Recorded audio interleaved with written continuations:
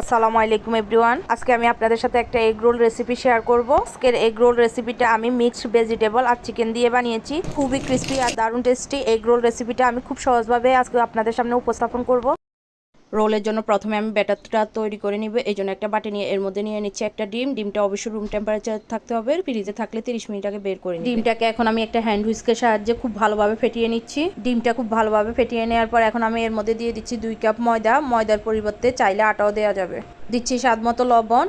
এখন অল্প অল্প করে নর্মাল তাপমাত্রা পানি যোগ করে আমি তুলনামূলক একটা পাতলা ব্যাটার তৈরি করে নিব। অল্প অল্প করে পানি যোগ করে আমার ব্যাটারটা তৈরি করে নেওয়া হয়ে গিয়েছে। আমি একটা চামচের সাহায্যে আপনাদেরকে দেখিয়ে দিচ্ছি ব্যাটারের ঘনত্বটা। এখন আমি এর মধ্যে দিয়ে দিচ্ছি 1 ফালি লেবুর রস। এটা সম্পূর্ণ অপশনাল। আমরা যেহেতু রোলের ব্যাটারে ডিম ইউজ করেছি, যেন ডিমের ব্যাড স্মেলটা না আসে, এই জন্য এই লেবুর রসটা দেওয়া।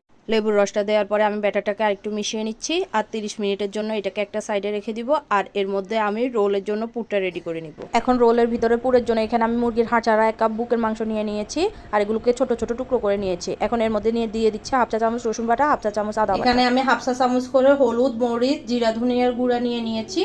এখন এটা আমি মুরগির বুকের মাংসের মধ্যে দিয়ে দিচ্ছি 1 চা চামচ সয়া সস আর দিচ্ছি স্বাদ মতো লবণ। লবণটা একটু বুঝে দিবেন যেহেতু আমরা সয়া সস ইউজ করেছি।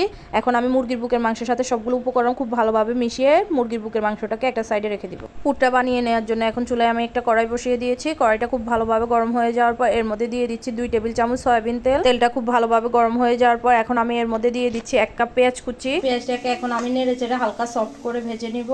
পেঁয়াজটা হালকা সফট করে ভেজে নেওয়ার পর এখন আমি আগে থেকে মেখে রাখা চিকেনগুলো এর মধ্যে দিয়ে দিচ্ছি। চিকেনগুলো দিয়ে দেওয়ার পর এখন আমি পেঁয়াজের সাথে চিকেনগুলোকে 3 থেকে 4 মিনিটের জন্য ভেজে নিব। এই সময় কিন্তু চুলার আঁচটা মিডিয়ামে থাকবে।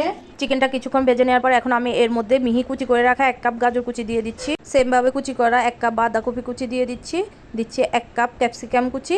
সবজিগুলো আপনারা আপনাদের পছন্দ মতো নিয়ে নেবেন, যেগুলো আপনাদের হাতের কাছে অ্যাভেলেবেল থাকে। আপনারা চাইলে শুধুমাত্র চিকেন অথবা শুধুমাত্র ভেজিটেবল দিয়েও পুরটা করে নিতে পারেন। এখন আমি দিয়ে দিচ্ছি সবজির জন্য কিছুটা লবণ, যেহেতু আমি চিকেনটা লবণ দিয়ে ম্যারিনেট করেছি। এখন চুলার আঁচ মিডিয়ামে রেখে আমি সবজি আর চিকেনটাকে খুব ভালোভাবে কুক করে নিব। এই সময় খেয়াল রাখবেন সবজিটা যেন ওভার কুক হয়ে না যায়, একটু ক্রাঞ্চি থাকা অবস্থায় সবজিটা নামিয়ে নিব। কিছুক্ষণ নেড়ে চেড়ে ভেজে নেওয়ার পর আমার সবজিটা কুক হয়ে গিয়েছে। এখন আমি এটাকে চুলা থেকে নামিয়ে সম্পূর্ণ ঠান্ডা করে নিব। সবজিটা ঠান্ডা হতে হতে এখানে আমি একটা বাটি নিয়ে বাটির মধ্যে আগে থেকে করে রাখা ব্যাটার থেকে কিছুটা ব্যাটার তুলে রাখছি, যেটা আমার পরবর্তীতে রোলটা কোট করতে কাজে লাগবে। এখন রোলের জন্য আমি একটা ঘাম তৈরি করে নিব। এই জন্য একটা বাটি নিয়ে এর মধ্যে নিয়ে নিচ্ছি 1/2 কাপ ময়দা আর দিয়ে দিচ্ছি সামান্য পানি। পানিটা দিয়ে দেওয়ার পরে এখন একটা চামচের সাহায্যে আমি পানি আর ময়দাটাকে খুব ভালোভাবে মিক্স করে নিচ্ছি। মিক্স করে নেওয়ার পরে রোলের জন্য আমার ঘামটা রেডি। এখন রোলটা বানানোর জন্য আমি নিয়ে নিয়েছি একটা প্যানের মধ্যে এখন দিয়ে দিচ্ছি সামান্য তেল।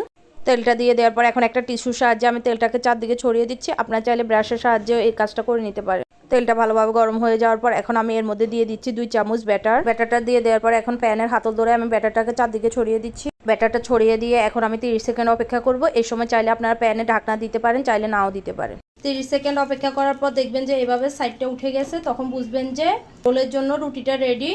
এখন আমি একটা খুন্তির সাহায্যে এটাকে উঠিয়ে নিব। উঠিয়ে এটাকে একটা প্লেটে তুলে নিব আর সেমভাবে আমি সবগুলো রুটিয়ে বানিয়ে নিব। আপনারা চেষ্টা করবেন রোলের রুটিটা গরম থাকা অবস্থায় রোলটা বানিয়ে নিতে। এখন আমি রোলটা বানিয়ে নিব। এই জন্য রোলের রুটির মাঝ বরাবর আমি কিছুটা পুর দিয়ে দিচ্ছি। আপনারা আপনাদের পছন্দ মতো পুরটা নিয়ে নেবেন আর পুরটাকে আমি সমান করে বিছিয়ে দিচ্ছি। পুরটা সমানভাবে বিছিয়ে নেওয়ার পর এখন রোলের রুটির 3 সাইডে আমি আগে থেকে যে ময়দার ঘামটা বানিয়ে রেখেছি সেটা লাগিয়ে নিচ্ছি। ঘামটা লাগিয়ে নেওয়ার পর এখন আমি রুটির 2 সাইডে ফোল্ড করে নিচ্ছি।